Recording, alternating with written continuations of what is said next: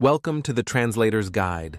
In this video, you will learn about globalization, internationalization, and localization, and their importance for translation. When a product or something similar needs to be translated, translation can be made with GILT, which is an acronym for globalization, internationalization, localization, translation. Which technique we use and how we use it depends on the intended use of the product we are translating, which means translator or client first needs to decide the scope of the translation. Especially in technical translation like in software products, translators need to learn and understand new techniques.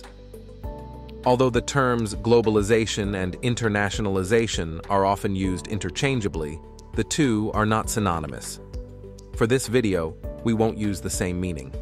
Globalization in the context of translation refers to the process of designing and adapting content so that it can be efficiently translated and localized for multiple target languages and cultures. This involves creating content in a way that makes it easy to update, manage, and translate across various languages without the need for significant reworking. With the powerful techs like AI bots, machine translation systems, content management, and global management systems, companies use globalization more than ever. To understand globalization, we need to talk about internationalization, localization theories, and workflows behind it.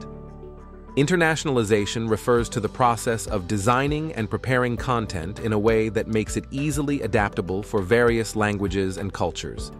This involves creating content that is neutral, flexible, and easy to control. Also, internationalized texts are much simpler and don't include any cultural elements until localization. Unlike traditional translation, companies are not interested in language-to-language translation anymore. Instead, one-to-many translations are more beneficial for them. To understand better, one-to-many translations is what we do in internationalization. With a flexible text or internationalized text in other names, companies can launch their products in multiple languages at the same time. And when they want to add a new part to the text, they can do that without writing a new text. Translators just need to translate new additions and modifications. Now let's talk about the last part of globalization, which is localization. Localization is the process of adapting content specifically for a target locale, considering language, cultural nuances, and other local preferences. This involves translating text and adjusting elements to make the content culturally appropriate for the target audience. These elements can be currencies, date formats, and number presentations, and more. Thanks to the internationalized text, there are no cultural elements that need to be removed beforehand. With that level of simplicity, companies can adapt to target culture easily. To understand better, let's put all we learn into an example. Let's say we have an American-based robot company called TechSphere who wants to globalize. First of all, in the globalization stage, TechSphere must decide on adaptation or standardization. Companies like Apple and IKEA standardize their brand, so they ensure that the company's image and discourse remain consistent globally, which is vital for strong and cohesive branding. Also, it's much easier to release their product at the same time globally, and it allows the central office to maintain a high level of control over the content. However, companies like Coca-Cola adapt their product for each culture.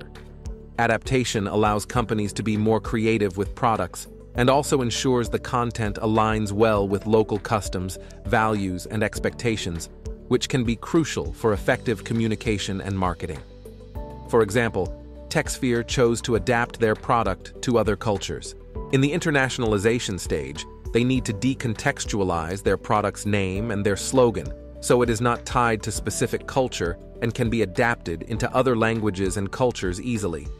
TechSphere produces a robot dog called Ameritech Bot, and the slogan for this product is, "Crafted for the American Dream."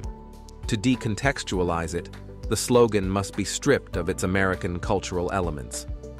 Without the cultural elements, localization can be done easier. Let's say our new slogan is "Crafted for Your Dreams." Our slogan is now more neutral compared to the previous slogan, so it can adapt to the target cultures more easily. Our final stage is localization and translation. In this stage, we check if there are any specific units and formats such as currencies, measurement units, or specific grammar rules like format of dots and commas in the numbers and more. In our example, we proceed to translate the slogan to target language. We need to consider values and norms of target culture to not offend anyone and give the meaning we want. So if we are translating the slogan to Turkish, it would be something like, "Hayalleriniz için ürettik." We can either keep the slogan simple and similar to what we have in internationalized stage, or we can transcreate and give more personalized version of slogan for the target culture. Now you understand what GILT is and how its workflows work. In today's world, learning the techniques and theories for globalization is crucial for the translators. We hope you enjoyed the video and learned the details of GILT. If you like the video, don't forget to subscribe to our channel.